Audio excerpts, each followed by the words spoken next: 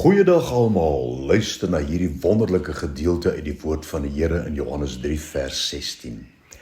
Want so lief het God die wêreld gehad, dat hy sy enige gebore seun gegee het, sodat elkeen wat in hom glo, nie verlore mag gaan nie, maar die ewige lewe kan hê.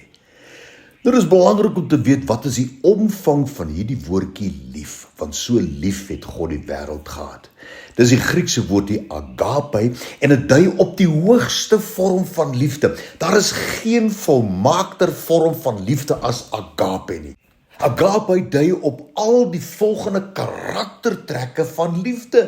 Met ander woorde 'n lewenswyse van liefde. Ontzag, eerbied, emosie, betekenis, waardering, aanvaarding en bewondering. Met ander woorde, die Here beskou ons as mens baie belangrik en betekenisvol vir hom. Genesis 1 vers 26, en God het gesê, laat ons mense maak na ons beeld, na ons gelykenis, en laat hulle heers oor die visse van die see, en die voëls van die hemel, en die vee, en oor die hele aarde, en oor al die diere wat op die aarde kruip. Dan vers 28, en God het die mens geseën en vir hulle gesê, vermeerder en vul die aarde, onderwerp dit en heers oor alles. Die Here kyk na ons met waardering, met trots, met aanvaarding en vol emosie. Jesaja 41 vers 10, wees nie bevrees nie, want ek is met jou. Kyk nie angstig rond nie, want ek is jou God. Ek versterk jou, ek help jou en ek ondersteun jou met my reddende regterhand. En luister Jesaja 43 vers 1 en 4. Ek het jou by jou naam geroep, jy is myne, omdat jy kostelik is in my oë, hoog geag is en ek jou liefhet, daarom gee ek mense in jou plek en volke vir jou lewe.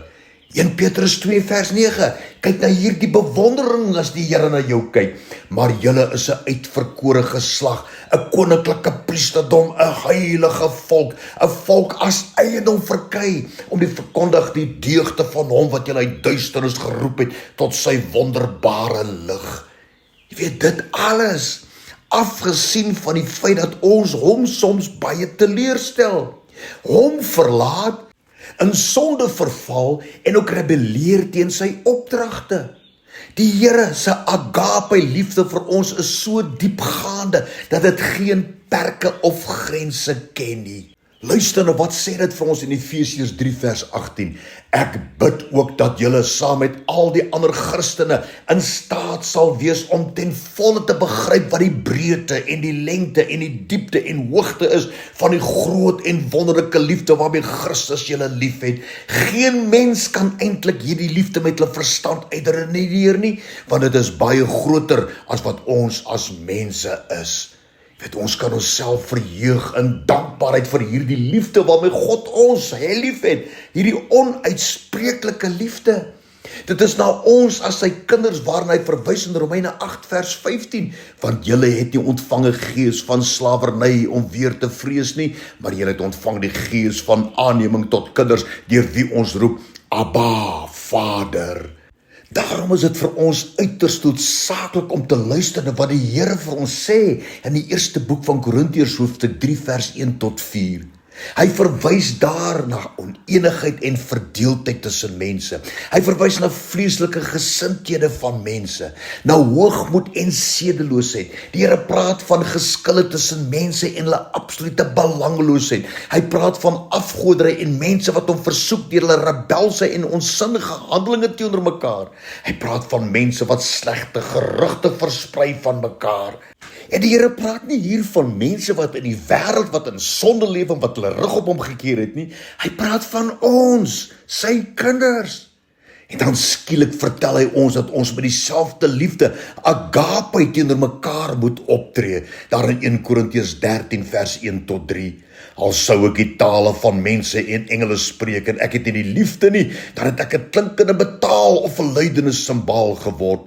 En al sou ek die gawe van profesie en al die geheimenisse weet en al die kennis, en al sou ek al die geloof hê sodat ek berge kon versit en ek het nie die liefde nie, dan sou ek niks wees nie. Al sou ek al my goed uitdeel en al sou ek my liggaam oorgee om verbrand te word en ek het nie die liefde nie, dan sou dit vir my niks baat nie. Weereens, die Here praat hier met ons, sy kinders vir wie hy baie lief is. Dit laat my dink aan die vraag wat die Fariseërs en die Sadduseërs Jesus gevra het, uit nydigheid met die doel om hom te versoek. Daar in Matteus hoofstuk 22 vers 35 tot 40.